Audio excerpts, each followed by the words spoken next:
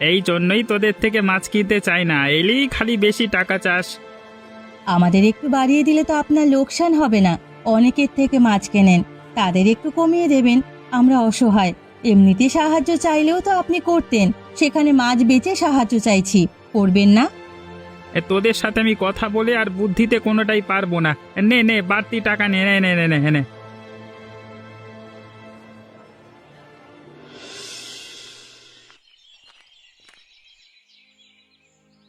মিনু, আয় মিনু, মোড়ল বাবু এসেছে তোদের সাথে কথা বলতে।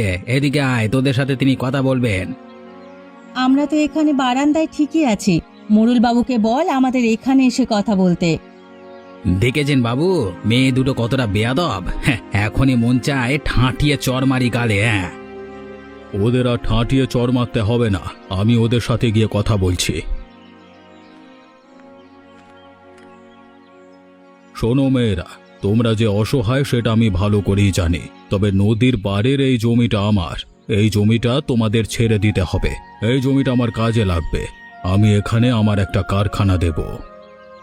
আপনি বললেন আর আমরা জমিটা ছেড়ে দেব, এমনটা ভেবেছেন নাকি? যদি আপনি এমনটা ভেবে থাকেন তাহলে সেটা ভুল ভেবেছেন।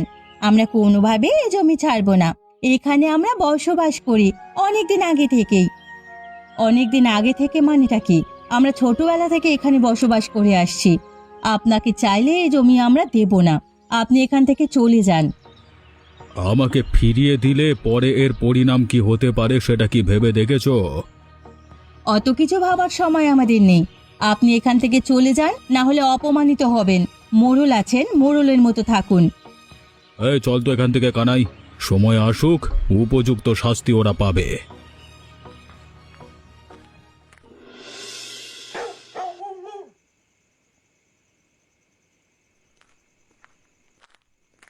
কি রে মিনু বিনু, এত রাতে তোরা আমার ঘরে? কোনো সমস্যা হয়েছে নাকি তোদের?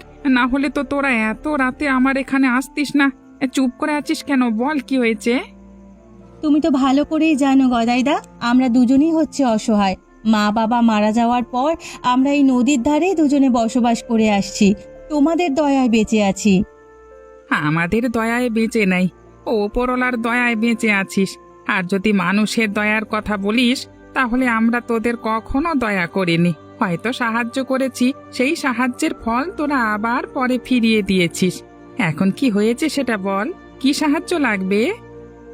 গ্রামের মোড়ল এসেছিল আমাদের বাড়িতে দুপুরে, তিনি আমাদের জমি কেড়ে নিতে চাচ্ছে। রাতে আমরা দুজন ভয়ে ঘুমাতে পারছি না, তার সাথে তো বড় গলায় কথা বলেছি,